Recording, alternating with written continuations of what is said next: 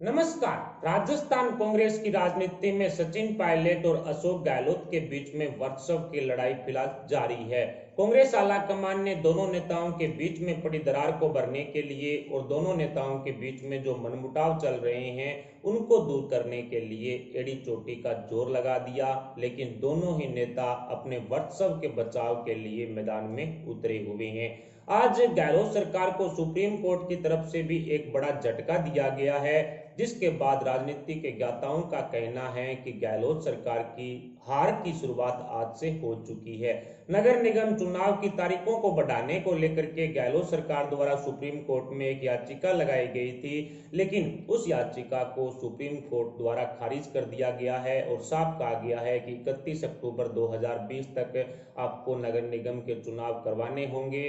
अन्य राज्यों के अंदर भी चुनाव हो रहे हैं, अन्य राज्यों में भी परीक्षाएं हो रही है कोरोना काल के दौरान भी, ऐसे में राजस्थान में क्यों नहीं हो सकती। उसके साथ ही सुप्रीम कोर्ट की तरफ से कहा गया है कि यदि फिर भी आप चाहते हैं कि इन तारीखों को आगे बढ़ाया जाए तो आपको दोबारा हाईकोर्ट का ही दरवाजा खटखटाना होगा, उनका फैसला ही अंतिम होगा। लेकिन जिस तरह से इस पूरे खेल की शुरुआत नवंबर 2019 में हुई थी, उसके बाद से ही वर्चस्व की लड़ाई राजस्थान कांग्रेस में चल रही है। सचिन पायलट और गहलोत के बीच में दरार अभी से नहीं बल्कि जिस दिन ये सरकार बनी थी उसी दिन से पड़ी हुई है। दोनों नेताओं के बीच में मनमुटाव उसी समय से हैं। नवंबर 2019 में पीसी चीफ के पद पर सचिन पायलट थे और नगर निगम में टिकट बंटवारे का पूरा अधिकार सचिन पायलट के पास था। ऐसे में अशोक गहलोत किसी भी तरह से सचिन पायलट का समर्थन नहीं करना चाहते थे और अपने लोगों को टिकट बांटना चाहते थे, लेकिन सचिन पायलट की भी बराबर की भागीदारी राजस्थान सरकार के निर्माण में थी। ऐसे में अशोक गहलोत ऐसा नहीं कर पा रहे थे, इसलिए अशोक गहलोत ने नए नगर निगम निर्माण को लेकर के, जिला परिषद वगैरह निर्माण को लेकर के हाईकोर्ट का दरवाजा खटखटाया और 31 मार्च 2020 तक का समय मांग लिया कि नगर निगम चुनाव को लेकर के हमें इतना समय दिया जाए। और जैसे 31 मार्च आया तो उसके बाद में कोरोना भी शुरू हो गया, यानी कि कुल मिलाकर के 31 अक्टूबर 2020 तक का समय सीएम अशोक गहलोत ने एक बार फिर से हासिल कर लिया। इस दौरान सचिन पायलट पीसीसी चीफ के पद पर तो नहीं रहे, लेकिन अब अशोक गहलोत को अपनी हार का डर सता रहा है, क्योंकि राजस्थान कांग्रेस में सचिन पायलट की लोकप्रियता बढ़ रही है और अशोक गहलोत का विरोध दिनों दिन बढ़ता जा रहा है। इसलिए अशोक गहलोत चाह रहे हैं कि कैसे न कैसे करके ये मामला ठंडा हो और अगले 6 महीने यानी कि 31 मार्च 2021 तक का समय पहले हाईकोर्ट से मांगा गया, उसके बाद 31 दिसंबर 2020 तक का समय सुप्रीम कोर्ट में मांगा गया, लेकिन दोनों ही जगह ये पूरी तरह से जो याचिका है वो खारिज कर दी गई। ऐसे में कहा जा सकता है कि अशोक गहलोत की वर्चस्व की लड़ाई को लेकर के अब फिर से जो हार की शुरुआत है वो गहलोत सरकार की हो चुकी है और ऐसे में आज सुप्रीम कोर्ट ने बड़ा झटका गहलोत सरकार को नगर निगम चुनाव को लेकर के दे दिया है। अब ये साफ हो चुका है कि 31 अक्टूबर 2020 तक चुनाव करवाने ही होंगे। ऐसे में कहा जा सकता है कि यहाँ पर पायलट एक अच्छा प्रदर्शन करेंगे और कहा जा रहा है कि नगर निगम चुनाव के जो परिणाम निकलेंगे उसी के आधार पर कांग्रेस आला कमान 3 सदस्यीय कमेटी की जो रिपोर्ट तैयार की गई है, फीडबैक रिपोर्ट, उस पर फैसला लेगी। यानी कि नगर निगम चुनाव में यदि अशोक गहलोत को बड़ी हार मिलती है तो सचिन पायलट अशोक गहलोत का रिपोर्ट कार्ड लेकर के कांग्रेस आला कमान के पास पहुंचेंगे और वहां पर जाकर के वो बताएंगे कि ये देखिए अशोक गहलोत का रिपोर्ट कार्ड है नगर निगम चुनाव परिणाम को लेकर के और ये रिपोर्ट कार्ड सचिन पायलट गुट का है। ऐसे में अशोक गहलोत की जिस तरह से खिलाफत राजस्थान कांग्रेस में बढ़ गई है उसके कारण कहीं ना कहीं अशोक गहलोत चाह रहे हैं कि इस चुनाव को आगे 31 मार्च 2021 तक टाला जाए, लेकिन ऐसा संभव नहीं हो पा रहा है। कुल मिलाकर के नगर निगम चुनाव पर डिपेंड करता है कि राजस्थान की सीएम गद्दी पर कौन विराजमान होगा। राजस्थान में अशोक गहलोत को ही मुख्यमंत्री की गद्दी पर रखा जाएगा या फिर अशोक गहलोत को बदल करके सचिन पायलट को बिठाया जाएगा। यदि राजस्थान में कांग्रेस का वर्चस्व मौजूद रखना है कहीं ना कहीं तो कांग्रेस आला कमान को ये घूंट पीना ही पड़ेगा और कहीं ना कहीं सचिन पायलट को सीएम गद्दी पर बैठाना ही कांग्रेस आला कमान का अंतिम फैसला होना चाहिए। इस तरह की आवाज अब राजस्थान कांग्रेस के युवा कार्यकर्ताओं ने उठाना शुरू कर दी है। कुल मिलाकर के अशोक गहलोत को आज सुप्रीम कोर्ट से एक तगड़ा झटका मिला, जिसके बाद गहलोत सरकार की हार की शुरुआत हो चुकी है। अगली बड़ी खबर की तरफ बढ़े तो गहलोत के गढ़ जोधपुर में आज पायलट पहुंचे तो एक मान सकते हैं कि उस जन सैलाब को देखने के बाद और जो काफिले काफिला सचिन पायलट के साथ था, नेताओं का, मंत्रियों का, विधायकों का, उसको देखने के बाद अशोक गहलोत के पैरों तले से जमीन खिसक चुकी है। जी हां दोस्तों, आज सचिन पायलट जोधपुर दौरे पर थे। वहां पर वो पूर्व मंत्री जसवंत सिंह जसोल उनको श्रद्धांजलि देने के लिए पहुंचे थे और जयपुर से जैसे ही रवाना हुए तो जोधपुर तक सड़कों पर जो पायलट समर्थकों की भीड़ है वो जुटी रही। पायलट जिंदाबाद के नारे लगते रहे। पायलट के लिए कई तरह के नारे इस सड़क पर लगाए गए। कुल मिलाकर के पायलट समर्थकों की भीड़ सड़क पर ठेठ जयपुर से लेकर के जोधपुर तक जुटी रही। कुल मिलाकर के कहा जा सकता है कि पायलट की लोकप्रियता अब गहलोत के गढ़ में भी बढ़ती हुई दिखाई पड़ रही है। गहलोत के गढ़ जोधपुर में पायलट के स्वागत में जुटी भीड़ और जन सैलाब को देख करके गहलोत गुट के पैरों तले से जमीन खिसक गई। पूर्व मंत्री जसवंत सिंह जसोल को श्रद्धांजलि देने के लिए जयपुर से रवाना हुए तो जोधपुर तक सड़कों पर जो पायलट समर्थकों की भीड़ है वो कम ही नहीं हुई बल्कि बढ़ती ही गई। पायलट समर्थकों ने खूब नारेबाजी पायलट के समर्थन में की। वहीं सड़कों पर उतर करके कहीं ना कहीं जो जमावड़ा सचिन पायलट के समर्थकों का वहां पर देखा गया।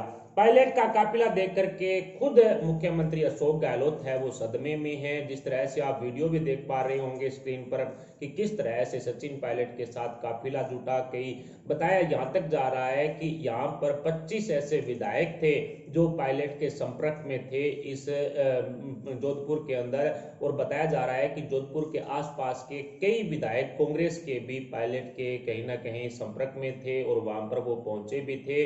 पायलट समर्थकों को लेकर के भी चर्चाएं चल रही है कि वहां पर पायलट जिंदाबाद के नारे भी लगे। सचिन पायलट को सीएम गद्दी पर उठाने की कई तरह की आवाजें भी उठी। इसी बीच प्रशासन ने एक तरह से काबू करके जो नेगेटिविटी थी वहां पर गहलोत सरकार के खिलाफ, गहलोत के खिलाफ, वो कहीं ना कहीं दबाने की कोशिश की। मीडिया तक उसको आने नहीं दिया गया। इसके अलावा हनुमानगढ़, बाड़मेर के बाद अब चूरू में एक युवती फिर से 3 दरिंदों की हवस का शिकार बनी है। जिस तरह से 12 में यह मामला उठा, उसके बाद में हनुमानगढ़ के पिलीभंगा क्षेत्र में, उसके बाद में बाड़मेर में और अब चूरू में। पिछले दिनों 16 साल की युवती के साथ इस तरह से हवस का शिकार बना लिया गया था उसको। अब दोबारा से चूरू के अंदर एक और मामला सामने आया है। 21 साल की युवती को एक तरह से 3 लोगों ने कार के अंदर नशीली दवा दे करके उन्हें डाल लिया, अपहरण कर लिया। उसके बाद उसकी जो दरिंदगी की वीडियो तक बनाई गई, उसे जान से मारने की धमकी तक दी गई। ऐसे में कहा जा सकता है कि गहलोत सरकार के इस रवैये को देखते हुए अब क्या राहुल गांधी, प्रियंका गांधी वाड्रा, सोनिया गांधी ये आएंगे राजस्थान में, क्या ये चूरू में आएंगे? कुल मिलाकर के अब पूरी कांग्रेस ने चुप्पी छाई हुई है और हाथरस को लेकर के जिस तरह से बड़े खुलासे हुए हैं उसके बाद तो अब राहुल गांधी ने ट्वीट करना ही बंद कर दिया है। पूरी कांग्रेसी नेताओं को लेकर के एक लंबी लिस्ट हाथरस में खुलासे के दौरान सामने आई है, जिसमें देखा जा सकता है कि राहुल गांधी के दाएं हाथ किस तरह से वहां पर दंगा फैलाने के लिए काम कर रहे थे, किस तरह से उन्होंने फंड जुटाया, किस तरह से उनका काम चल रहा था। आर भारत के द्वारा जो खुलासा किया गया स्टिंग ऑपरेशन में, उसमें साफ दिखाई पड़ रहा है कि किस तरह से जो राहुल गांधी के दाएं बाएं हाथ है वो किस तरह से यूपी को जलाने की कोशिश कर रहे थे और एक जातीय दंगा भड़काने की कोशिश भी जारी थी। लेकिन ऐसे में अब राजस्थान में कांग्रेसी नेता किसी भी तरह से जो आने के लिए तैयार नहीं है। राहुल गांधी, प्रियंका गांधी वाड्रा का ड्रामा अब राजस्थान में शायद देखने को मिले, क्योंकि राजस्थान में खुद कांग्रेस की सरकार है। ऐसे में गहलोत सरकार को घेरने के लिए अब बीजेपी कहीं ना कहीं सड़कों पर आ चुकी है। महिला आयोग की टीम भी राजस्थान में फिलहाल मौजूद है और बीजेपी प्रदेशाध्यक्ष सतीश पूनिया भी अब बाड़मेर दौरे पर हैं। जिस तरह से बाड़मेर के अंदर पीड़िता के साथ जो हुआ उसको लेकर के अब सतीश पूनिया बाड़मेर में मौजूद हैं। चूरू में जो हुआ वो भी एक तरह से जो शर्मसार करने वाली घटना हुई है। ऐसे में कहा जा सकता है कि अशोक गहलोत सरकार को घेरने के लिए अब बीजेपी सड़कों पर हल्ला बोल शुरू कर चुकी है। बीजेपी में भी सब कुछ ठीक नहीं है, क्योंकि वसुंधरा गहलोत सरकार में जो ये आपराधिक मामले बढ़ रहे हैं उसको लेकर के अपनी चुप्पी नहीं तोड़ रही है, जिसकी वजह से हनुमान बेनीवाल ने भी कई तरह के आरोप वसुंधरा और गहलोत पर लगाए। यहां तक कह डाला कि वसुंधरा के सामने अशोक गहलोत ने अपना बंगला तक ले लिया था ताकि किसी तरह की कोई समस्याएं इनकी राजनीति में ना आए। कुल मिलाकर के गहलोत की राजगद्दी बचाने के लिए वसुंधरा कहीं ना कहीं जुटी हुई है, इस तरह के आरोप हनुमान बेनीवाल की तरफ से भी लगाए गए हैं। साफ कहा जा सकता है कि पायलट और गहलोत के बीच में जो वर्चस्व की लड़ाई है उसमें वसुंधरा भी पूरा जो अपनी भागीदारी निभा रही है।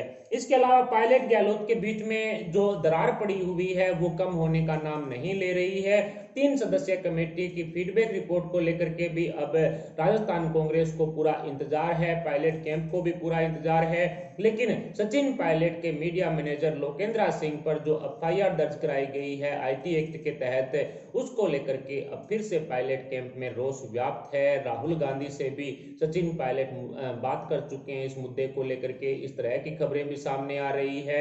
इसके अलावा पायलट कैंप अब गहलोत के इस रवैये से कतई खुश नहीं है, इस तरह की खबरें भी सामने आ रही है। और लोकेंद्र सिंह के साथ साथ राजस्थान तक के जो पत्रकार हैं शरद कुमार, उन पर भी कई तरह के आरोप लगाए गए हैं। दोनों को अब कहीं ना कहीं इस आईटी एक्ट के तहत मुकदमे में धकेल दिया गया है।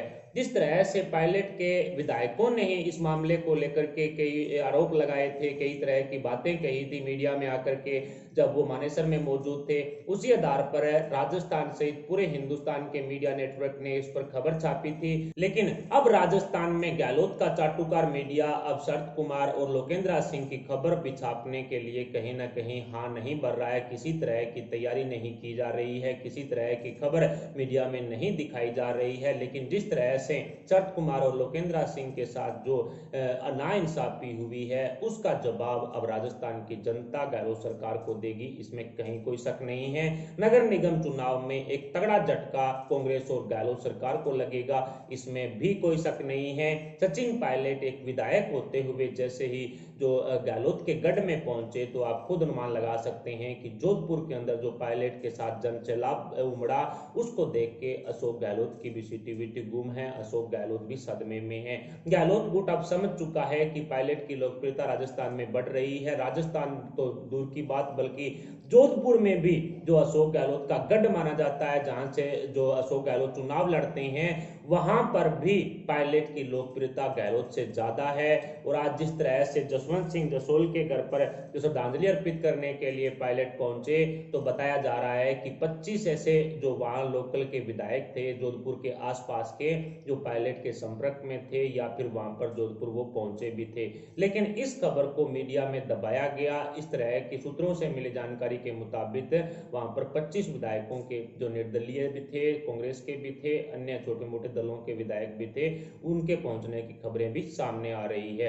कुल मिलाकर के पायलट की लोकप्रियता के आगे अब अशोक गहलोत झुकते हुए दिखाई पड़ रहे हैं। अशोक गहलोत की नगर निगम चुनाव में हार तय है। बीजेपी ने अब गहलोत सरकार को घेरने के लिए हल्ला बोल शुरू कर रखा है। बीजेपी भी अब सड़कों पर उतर चुकी है।